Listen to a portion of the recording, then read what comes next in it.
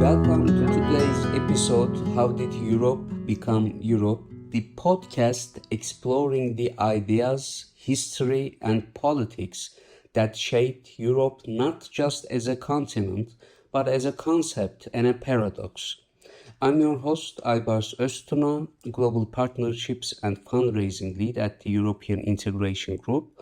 Today, we are joined by Zeynel Ateş, former Turkey Program Manager at the International Republican Institute, who has spent over a decade strengthening civil society, governance, and Turkey's dialogue with Europe. Welcome, Zeynel. Thank you for being with us today. And let me get started with the first question. Thank you. Happy to be here. Thank you very much.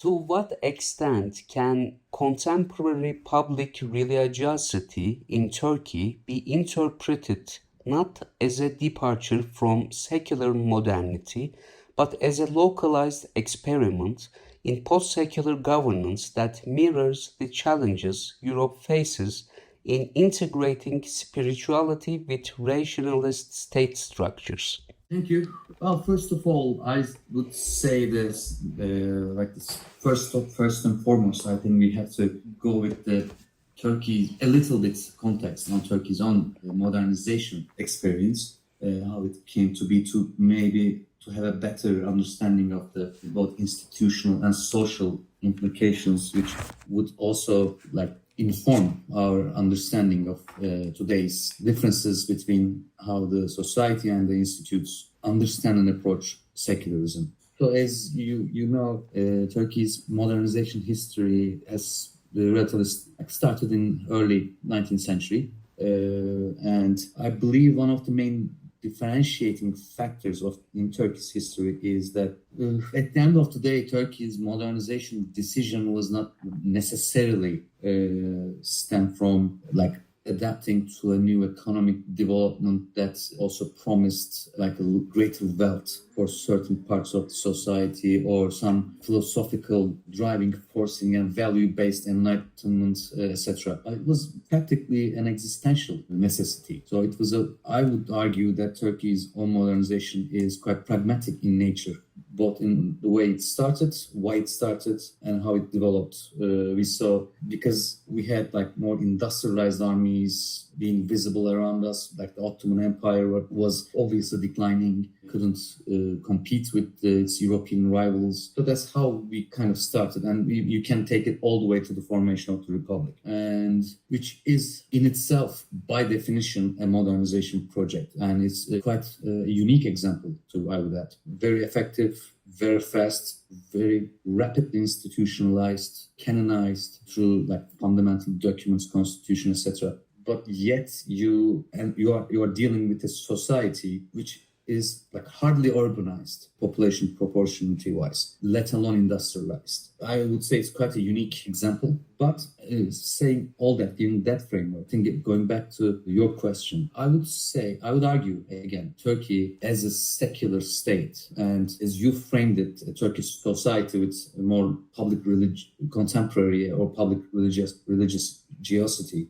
Basically, we are saying you have a conservative, religiously inclined society, but you have a constitutionally and institutionally secular state. That's does it drive a wedge, or as again you framed it, are we talking about a post-secular governance experiment, a localized experiment? I would say I don't think it is a localized experiment. I think if you know where to look, I think this is exactly what we will see in many societies around the world, modernized and secularized. United States, for example. United States is a secular state, republic, and I don't know, does the American society more or less religious on average than Turkish society? Especially the Western European example might be a bit different on this, but again, I don't know how Catholic Polish society, is it more conservative compared to their government or state institutions, probably. So I don't think it is a localized phenomenon. I think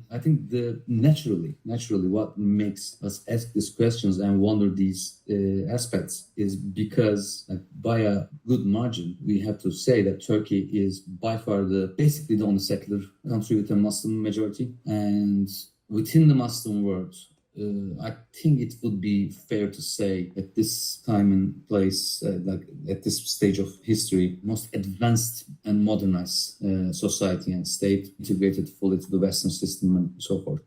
Hence, it raises questions like, is it a local? If you look from a religious perspective, like you see, like if we frame it, is Turkey a more localized example of a secular state structure being prevalent or in a Muslim society within the broader Islamic world? The answer would probably be yes. Not only we don't really see anything similar, we don't see any like motivation or hints that there is that kind of a drive, plan, or even from like a societal request for that kind of secularization. Sum up your question, I would say, and also like the challenges Europe faces in integrating with like rational state structures and integrating their spirituality. Again, I don't think Turkey will provide an example for or against to that part of the question, because I personally don't think Turkey and its more conservative society with its more secular state structure does not necessarily qualify as a state or entity that kind of incorporated its society's spirituality to its state structures. Even if so, I think that would be less on the religious side, more on the nationalistic side. The spirituality, even that is more secular, I would say. Like the spirituality you would see that has been integrated to the state through symbols, rhetorics and whatnot, are more on the nationalistic tone than religious, I would say. So, and I don't know if Europeans do feel the challenge that like integrating their spirituality to their rationalist state structures, possibly. But it's, again, I think what the problem stems from, or the challenge Europe faces, for example, like the lack of belief in the ability of mobilization in the need for case of a military conflict, for example. One might say, as the question frames it, if there is some spirituality have been integrated, or society and state has been more on that, like more sensitive on that aspect, this might be less of a challenge. But again, I would argue this is less on the religiously driven spirituality related, but more on the more nationalistically driven spirituality, I would argue. How did Enlightenment era intellectual currents shape divergent models of a secular modernity, French laicite and Turkish laiklik, and what do these divergences reveal about the fractured philosophical foundations of European modernity itself? Yeah, and just I'm again going to the concepts we are using, like what's the difference between laicite and secularism? They're practically the same word with the same meaning, but if instead of secularism, I think the way we can differentiate would be if we use the term secularization versus laicite, maybe. But it is, again, I would argue again, they do operate philosophically also in the same realm, which very simply put, laicite is what structures the relationship between the government and the religion, or separation of it. And while if you say secularization, it would mean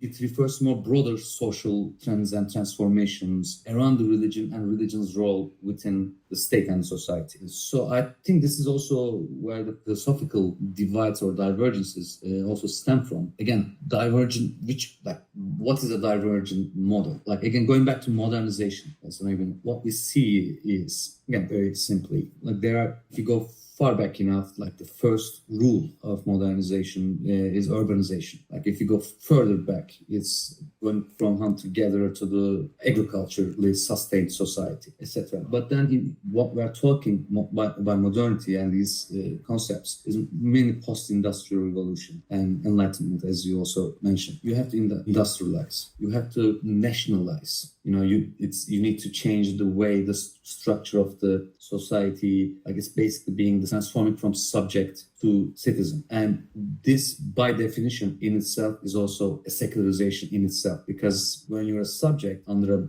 monarchy instead of a citizen under a republic, let's say, the authority that is over you has its legitimacy rooted in the divine. Even going from this subject to citizenship or being a nation instead of a feudal society, again, in my opinion, by definition is a secularization in itself, because you change the source of legitimacy. You take it from the divine, bring it down to the more earthly. And then you need to democratize too. Like, again, all related to what is the source of the legitimacy, who have the authority to govern over the society. I think this is the main question and main indicator we need to look while examining or discussing or thinking on these divergent cases, or what we try to understand or what we try to mean while using these concepts and how they apply to the societies and countries in general. Just to maybe a bit expand on this, as far as I understand from the way the question has been framed, like we are arguing that the French model of laicity and Turkish model, which is quite related to, are the divergent cases of the Europe's philosophy of enlightenment. There are two divergent cases that has been secularized in the way they do, and no other country or society has went that way. That's how I understand the question. But I'm not sure, again, there are divergent cases in a sense that if you use what I tried to earlier explain, the term secularization with the broader implications of more societal changes and transformations. Yes, but if you look for the more like definitive laicity and who is in Europe is secular in that sense, I would make an argument which can be quite amusing too. If there's a monarchy in place as a head of state, head of armed forces, which is hereditary, then you cannot talk about a secular state structure. You can talk about a secular society they operate over or exert authority over. By definition, the state cannot be classified as secular because, again, going back to the source of the legitimacy, like the source of the legitimacy is divine in any monarchy's case. It's not popular. It's not from the public. And in Europe's case, coming to more recent times, I think what we see is, and why this, like any Scandinavian country, Spain, UK, Netherlands, Belgium, are they secular state countries? They are certainly secularized and modernized societies. Are they secular states? So going back to the questions divergent, the Turkish and French cases being the divergent argument, I would argue that they're not necessarily divergent because they're not diverging from the mainstream in a way, like there's no that many examples who transformed their statehoods or their state structure into this more secularized version. Like there are only a few examples of it. So it's not like this would produce an additional argument that in Europe's case, mainly, I think US is a different case that would be more akin to French and Turkish cases in that sense. But in Europe's case, secularization on state level, not social level, but on state level, has not been the norm or mainstream. Can the Turkish experience of reform and modernization be read as an experiment in civilizational translation, where concepts such as sovereignty, law, and progress are adapted rather than imported wholesale? Yes, I think so. Yes, I think adaptation rather than import is a good way. And I think this is, again, I would like to ask, we are asking like when did Europe become Europe? We can talk more modern times on this, like inter-war period, post-World War II period, post-Cold War period. And we have all these phases, which a lot of different arguments can emerge from. If we go far back enough, like in a political sense, Turkey or like the Turkish states or Turkish presence has always been more relevant and incorporated to the European political picture rather than any other Eastern or even Islamic political picture. So on one hand, from a political history point of view, Turkey is organic actor in the European history, and Europe is a very organic actor in Turkish political history. But culturally, most certainly, there's adaptation rather than import, which is only natural. And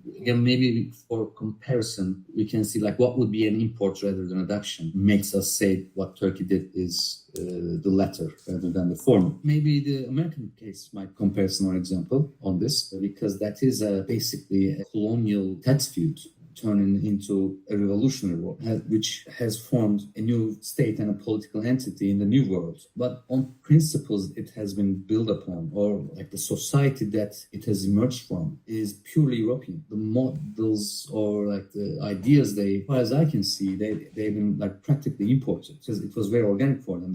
George Washington fought in the British Royal Army as an officer before he fought against them and became the first president. And were there any other cultural heritage that necessitates adaptation rather than flat out importing these values and whatnot? Not necessarily there was, but there was kind of disregarded in the and even if this Louisiana purchases, etc., like you see French influence, you see Spanish influence. They're all European. Like the native influences have not only considered, obviously, completely disregarded. Like that was not, it was a non-factor. Philosophical formation of the ideals and the institutes of the new republic. So that would be an import case, I think. And I'm not sure we can find a second example to it. Maybe like we look at the more recent post-colonial former colonies of these European powers in the Middle East and Africa, or maybe in Asia too. I don't know, maybe India would be a good example of adaptation rather than import, just like Turkey. But what makes Turkey, again, unique, in my opinion, in this case, is we are talking in all these examples, all these cases, talking about whether it's an import or an adaptation, some sort of a colonial relationship was kind of the impetus or like the prime mover of these things. Be it modernization, be it institutionalization, whatnot. It's not the case in Turkey. It's very organic and it's very local in a sense. It comes from within, rather top to bottom than bottom to top. But it is not from outside to inside, but it's kind of comes organically from within, local actors, etc. So I would agree, to summarize, like sovereignty law, progress. These are all adapted rather than wholesale import. But yeah, and these are all, of course, obviously huge impact on Turkish culture, political culture too, especially like what for costed and then benefited in the long run, I would say. French Revolution, of course, like these kind of ideas, the nationalism, the nation state ideas, etc., which practically like crippled the empire in the early stage. Force for modernization to address an existential threat, and through that modernization period, like that produced the ideas and the people and the society that afterwards founded and created this more modern nation state, and then to survive and hopefully flourish in this new modern era. To what extent does Europe's self-definition as a rational and secular civilization depend on juxtaposition with an Oriental other, and how does this epistemic positioning continue to shape cultural and political hierarchies? Certainly, I personally believe it's certainly, if not depends entirely, it's very vital to that argument. And it's not necessarily Oriental other. Like it's also, we can say maybe the broader term we can use would be the colonial other. We can do it through geography, race, religion, doesn't matter, but the hierarchy. And this is a tough topic to navigate in a sense. It is, to a certain extent, I think we have to acknowledge the fact that, especially in these transformative eras, that kind of civilizational or cultural hierarchy is inescapable, let's say. Not preferable, obviously, but it is a vital component for many reasons, cultural, political, and again, maybe we can go a little bit to US, the American example, maybe like this meets 19th century, like after the formation of the United States, maybe like after the formation and before the Civil War. Like these, you see these things like these terms, these like these books being written, these papers are being written, like using the terms like white man's burden, for example, like the mission to civilize, like the enslavement of the non-European populations, or subjugation, or maybe let's not say enslavement. The subjugation is in itself is a civilizational act, because that's how they kind of like rub shoulders with the civilization through their European masters, and then with that knowledge and experience and through the natural progress, they will end up being more civilized or forming their own civilization. So this kind of, in a society where this kind of thinking is accepted, the hierarchy of the Oriental other or any other for that matter, like the idea of Oriental other or any other, and creating a civilizational hierarchy through that is necessary to, I think, to convince the society also what you are doing, and also to a certain extent, however weak an argument that might be, it's like a more of a historical legitimacy argument. Like, you cannot just say we are enslaving and subjugating these people because we want to get rich, because we have more guns, so they have to obey us.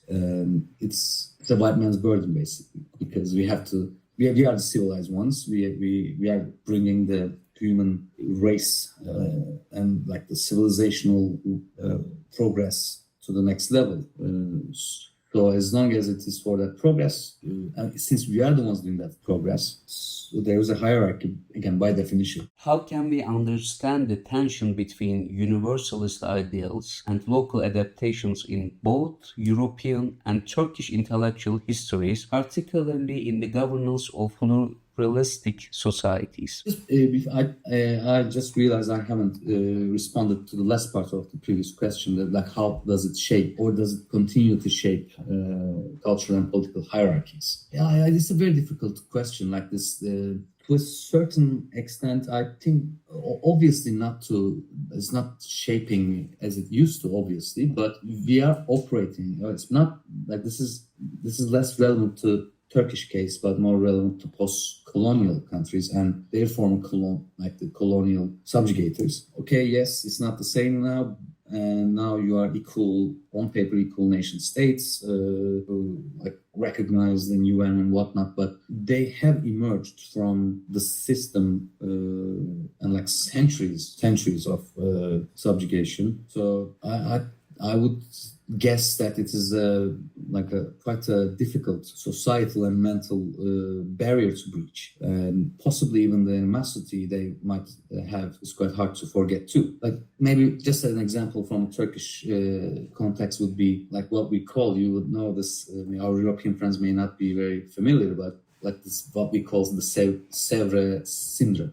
And this is just practically a couple of years of occupation following the defeat in the World War I and prior to the War of Independence and the formation of the Republic. But we see even today, like in every political and social, it's cross-cutting. Like you see in the rich educated people, you see in the poor uneducated people, you see in the more secular nationalistic groups, you see in the more conservative groups. That it doesn't matter. Like if anything happens, like everyone wants to carve us up. Our treaty allies by treaty, which like mutually like pledged to come to each other's aid militarily if need arises. We build there's a maybe not significant but meaningful proportion in the society that would believe that our treaty allies would come and occupy the Turkish territory and carve it up if they find the opportunity. And this is just from our example, the impact it has in a country that has never been colonized. We don't have that kind of experience. We don't have that kind of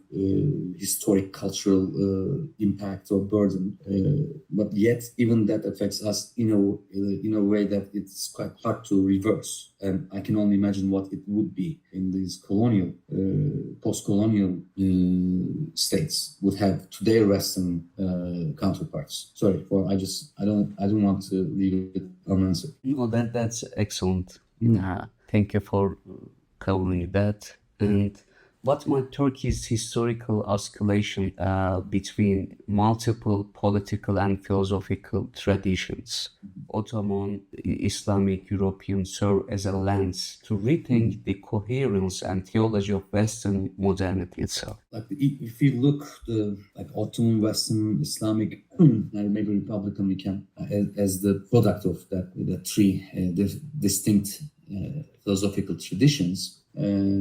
I think, again, we first and foremost, I think we have to make the distinction on what we are trying to examine on the impact of these philosophical traditions. Are we talking about more societal or state? I think it's It's more of a state question, should be. Yeah, political tradition and or political culture-wise, I would argue the rationalistic, or like, if Turkish political culture is extremely pragmatic in a sense that, like, it would use Islamic cultural components if need be. It would use Western, incorporate also, not just use, incorporate Western traditions and philosophies and ways of thinking or culture, etc., if it serves a purpose. And same with the Ottoman, or if even the steppe traditions, like, if need be, and which you may make the argument, which in itself is quite rationalistic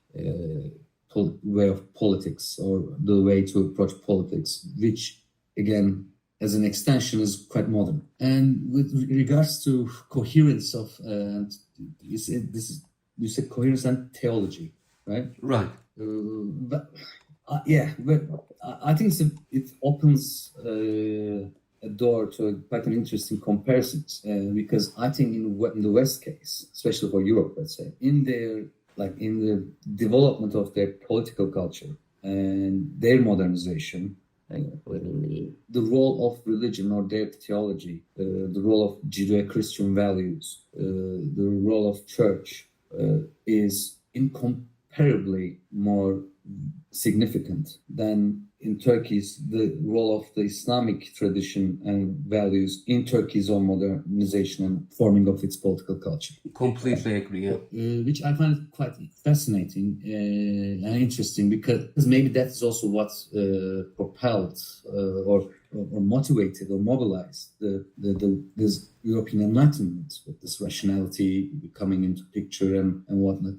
But I think there's a good trust in that sense. So from a certain perspective, it provides an excellent lens to observe Europe's case, because when you how it is the role of religion, the impact of religion on the development of political culture and political institutions. How does the Turkish case problematize linear narratives of progress, illustrating that modernity can be plural, layered, and non-exclusive rather than singular and Eurocentric?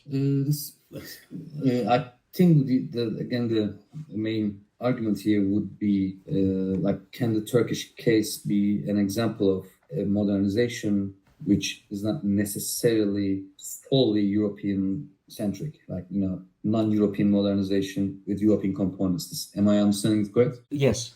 Again, I think, yes, certainly there is a case to be made, but I cannot differentiate Turkey, or decouple Turkey from Europe and its political history and culture and geography and economy, etc., to a degree that I can make the argument that it is not necessarily Eurocentric. I think to a certain extent Turkey's modernity or modernization is a Eurocentric one, and we have to, I think, remember that, which also there is academic criticisms to that. It was the case to a certain extent in Turkey too, not just in Turkey, but also in Turkey too, when there's a reflex, or there's this way of thinking that when you say modernization, you automatically mean, or many people automatically think, knowingly or unknowingly, Westernization. In Turkey's case, this is probably not very far off from the reality. Turkey's modernization was quite a westernized modernization. I think we have to acknowledge it, which also I believe quite natural because of the space Turkey occupied, both historically, geographically, and politically. And it's impossible to ignore that.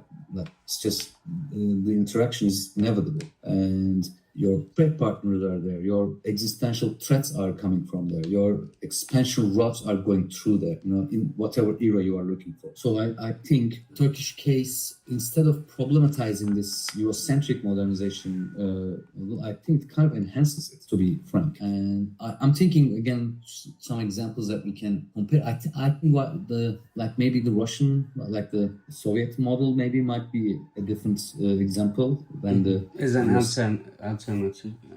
Well, Eurocentric example, but it it doesn't necessarily have the same component as the European one, Right. but from an economic and industrialization component or perspective, certainly provided a different model.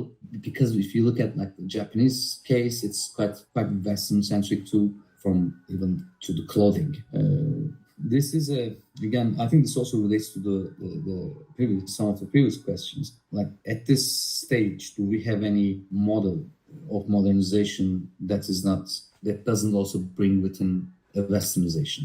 Again, India, China, maybe not really well read on those countries. I don't know, but so yeah, regarding this question, but again, this non-exclusive, like Turkey, or again, Turkish culture tradition, the one chance Turkey had, and like kind of enabled it to become this unique case in this whole history or whole case of modernization, is we have Europeanized in a time when Europe was not modernized. So it was a very, very early meetup, very early interaction, and in that time, with the ebbs and flows, so you come to a point where the Western modernization, with again industrialization, secularization, etc., they were coming to the play. I think the Turkish culture was in a way formed. They had their own individual characteristics, quite consolidated, but at the same time have been quite open to adapt European or other components when necessary. I think that's the one advantage of how the history has been unfolded. I think that's how can I. That's a way to. This is an argument I think that can be made. It needs further discussion, obviously, but I think it's a role. You mentioned academic criticism, and my following question is from one of the scholars' approach, and that is, could Turkey's gradual decentering from the European project represent a failure of Westernization, a new mode of modernity that provincializes Europe itself? That's what Dipesh Chakrabarty suggested. Okay, again, I have some disagreements with this. I agree on the broader argument that and it's not, I think, necessarily European issue, but a more global issue. This is, and I would argue it's more of a geopolitical issue than a political philosophy or cultural issue. But the disagreements I would have with this statement is, first and foremost, like, is Turkey decentering from decoupling from the European project? I don't know, maybe, but the examples or like the reasons that have been put forth to strengthen this argument is not convincing yet. Turkey is doing trade with Russia or buying Russian military equipment. You may not agree.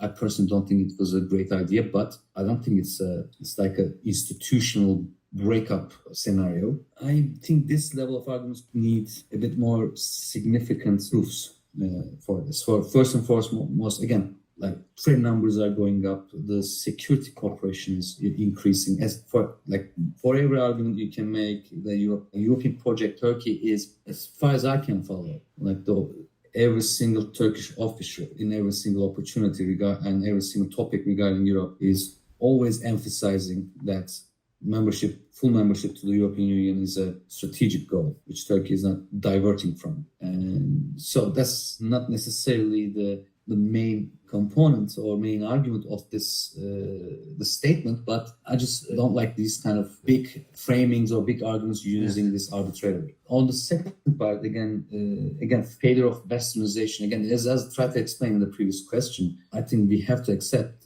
and acknowledge the fact that Turkey's own modernization is by and large a westernization, from the shape and structures of the institutions, like the codified laws and legislations, even the clothing, and just like the Japanese case, it's quite a westernized model of modernization. So, and at this, what does modernization or modernity would mean because this is a contemporary argument. Like this argument and statement deals with the contemporary political framework, what is happening right now, like geopolitically and foreign policy-wise. And in the contemporary sense, what is the next stage of modernization? Is it, I don't know, maybe it's no longer Westernization. Maybe it's something more symbiotic. Maybe it's something more Oriental this time. I don't know. We'll see. Or maybe, because main thing I don't understand in this is this new mode of modernity. What does that mean? Like the provincializing. What are we transforming into? What is like this applies to many countries in the world. Economically, or the welfare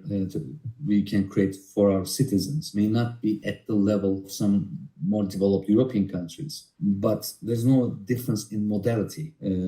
That they are doing something different in like it's a free market economy with social welfare state, etc., etc. Like you have these communal aspects which some can adapt more successfully, some may not. But the modality, as a modality, is no disagreement. Like this, it's not like we have this very centralized, closed economy with no private sector and whatnot. And this is like we cannot explain the lack of like welfare compared to some Western countries or GDP per capita, etc., by the differences in the approach to modernity. I would have to disagree. That leads to my next and last question, which is, if Europe was historically a civilizational project built on exclusion and hierarchy, can it still serve as a moral reference point in a multipolar world? And what does Turkey's trajectory tell us about the limits of the European ideal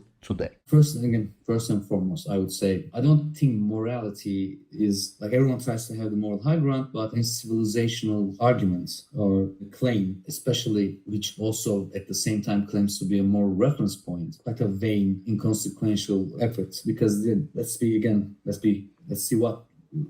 clear about what human civilization really is. It's history and wars and blood. So Europe project, I think we can very easily and rightfully say European Union is a project of peace, but mainly in the European continent, important up to really the devastation of the world wars, which has been quite successful. And I would say for until quite recently, like maybe until the Russian invasion of Ukraine, there was these ideals, these values, this as the question states, the reference to morality. But unfortunately, they've been tested to act upon those values and morals, but they failed to do so. So I think at this stage, like their claims of value-based systems, them being the most important aspects of their existence, is quite a harder sell now, I would say, compared to a couple of years ago. But if you look comparatively, I think obviously, Europe is what Europe become, has a lot of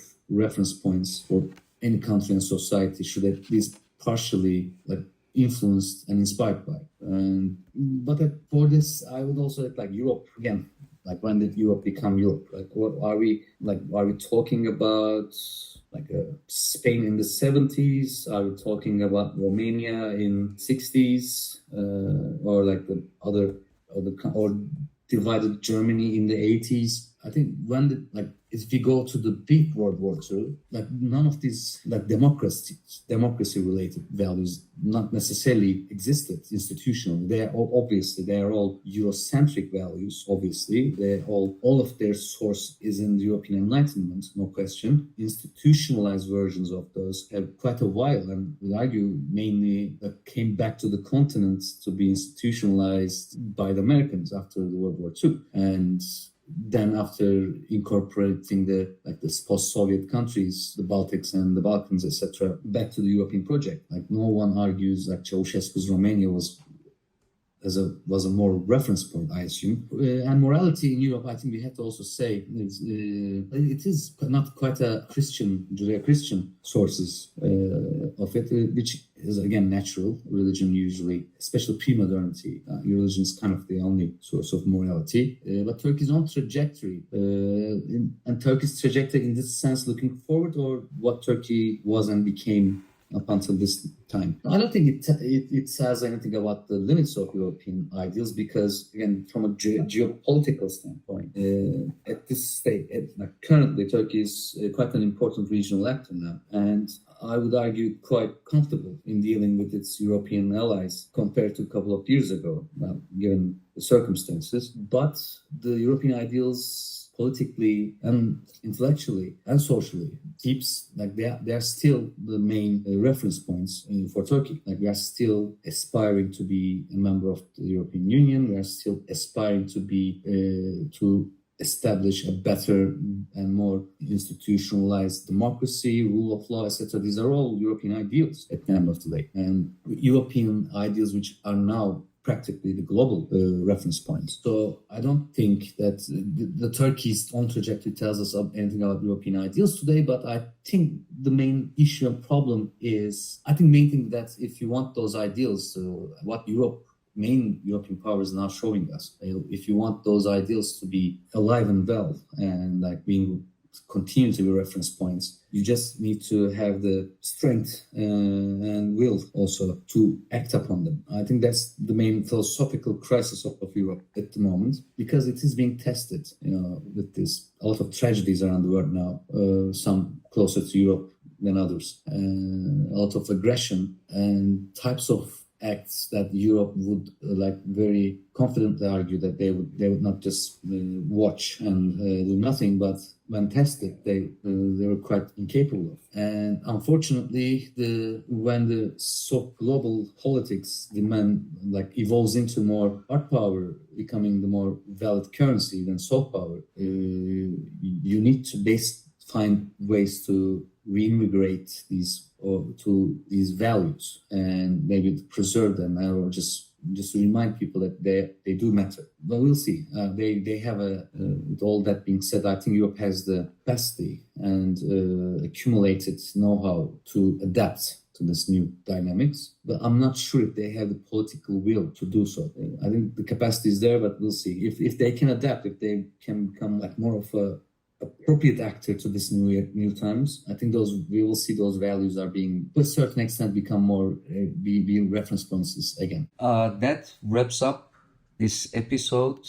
We have talked in depth about how Europe became Europe for an hour. Thank you, Zeynel, for your time and exceptional answers. Thank you very much.